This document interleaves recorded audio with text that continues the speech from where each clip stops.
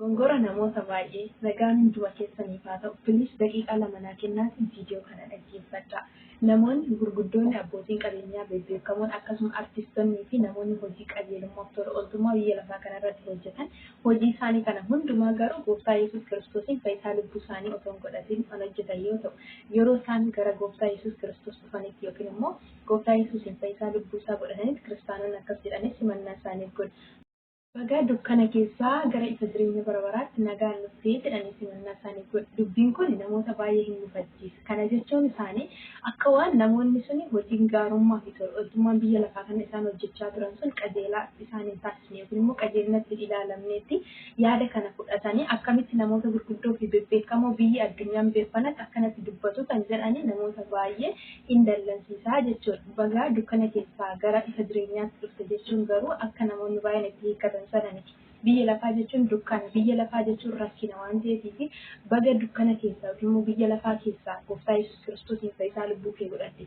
Baga abdii bara baraa sanaaf qophooftee jechuudha jechuudha. Kana malees immoo namoonni baay'ee kiristaana ta'anii yookiin kiristaanummaa keessa jiraatanii macaafa qulqulluu keessatti karaan gara jireenya bara baraatti geessu tokkichi ilma waaqayyoo gooftaa Yesuus Kiristoosiin fayyisaa lubbuu ofii godhachuudhaanii kan jedhu macaafa qulqulluu keessatti arginaa jechuudha. Kana jechuun gooftaa Yesuus Kiristoositti kan amane hundumtuu mootummaa waaqayyoo ganaa dhaala osoo hin taane mootummaa waaqayyoo dhaaluudhaaf warra eegamnu yookiin immoo warra mootummaa waaqayyootiif qophoofne akka ta'e sagaleen kun nu abdachiisaa jechuudha. Ammas garuu dogongora tokkotu jira wanti dhaloonni yeroo baay'ee itti fudhatan jechuudha. Innis maalinni namni gooftaa Yesuus Kiristoos fayyisaa lubbuu isaa godhate hundumtuu mootummaa waaqayyoo akka dhaaluudha akka sagalee kana irraa dhageenyutti yookiin immoo akka abdachiifamnetti namoonni baay'eenis dubbii kana hin qabatu. Garuu sagalee waaqayyoo keessatti ammas deebinee kan dubbatu amanuu qofti yookiin immoo gooftaa Yesuus Kiristoos fayyisaa lubbuu ofii godhachuu qofti mootummaa waaqayyoo akka nama hin galchine dubbataa jechuudha.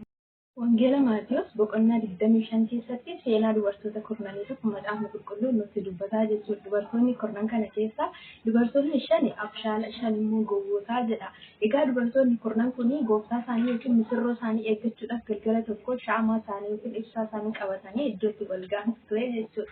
Kana keessatti otuma misirroo isaanii eeganii fi dubartoonni kuni warri abshaalli sun gaafa manaa ba'an maal godhanii cuunfaa ibsaa isaanii qabataniitu bahan jechuudha. Tarii yeroo itti misirroo isaanii kun turetti cuunfaan isaanii sun gaafa dhumuudhaaf jedhu isa jala qabatanii dhufan kana itti naqatu waan ta'eef gowwoonni sun garuu isa ibsatan malee cuunfaa sana fudhatanii manaa hin baane jechuudha. Otuma akkanatti hin jiranii fi misirroon isaanii kun ture gaafa turuu isaan hundumtuu hin muganii yookiin immoo hin rafani jechuudha. Gaafa kana garuu misirroon isaanii akka sagaleen tokkotti dhaga'ama jechuudha. Yeroo kanatti kana dhagaanitti achi kaanii cuunfaan isaanii hin jiru waan ta'eef ifaan isaanii dhaamee jira jechuudha. Yeroo kanatti warra abshaala sana yookiin warra cuunfaa qabatanii deeman sanaatiin liqaa kadhachuu dhaqan. Yeroo kana isaanis maal jedhan nuufiyyuu hin gahu waan ta'eef deemaatu bitadhaa warra gurguran biraatii jedhan yeroo isaan argan deemanii cuunfaa sana barbaadanii yeroo itti fayyadamanitti misirrichi galee itti cufatee jira.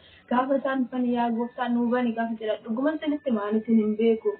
Dubbii kana keessatti wanti hubannu tokko yeroo hundumaa kiristaana ta'anii mootummaa waaqayyoo galuudhaaf dammaqoo akka ta'an qofatu dubba. Dammaqoo hin taane yoo ta'e mootummaa waaqayyoo waan jedhamu ilaalus akka hin dandeenye macaafni qulqulluun nutti dubbata jechuudha.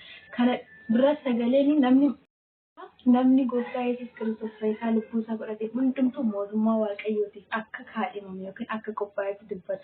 Asuma deebisee immoo namoonni dammaqanii akka mootummaa waaqayyoo dhaalan amanuu qofti waa'ee akka hin baasne nutti dubbataa jechuudha. Obboloota kiristaana taatanii ani amaneera fayyeera mootummaa waaqayyoo kan kooti jettanii jireenya akkasumaan warri jiraattanis of eeggadhaa Yesuus hin dhufu.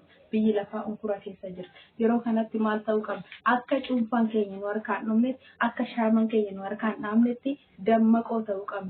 Jireenya amma akkuma argaa jirtan biyyoota garaagaraa yookiin immoo biyyoota hunduma keessatti biyya lafaarra unkuratu jira jechuudha. Warri biyya lafaa kanarratti qajeelina hojjettee jira, gaarummaa hojjechaa jira, mootummaa waaqayyoo kan kooti jettee abdatu. Mootummaa waaqayyoo Yesuus hin ala hin jiru. Kanaaf gara Yesuus isiniin jechuu jaalladha. Isaasi yammata Yesuusiin alan jiru karaan jannata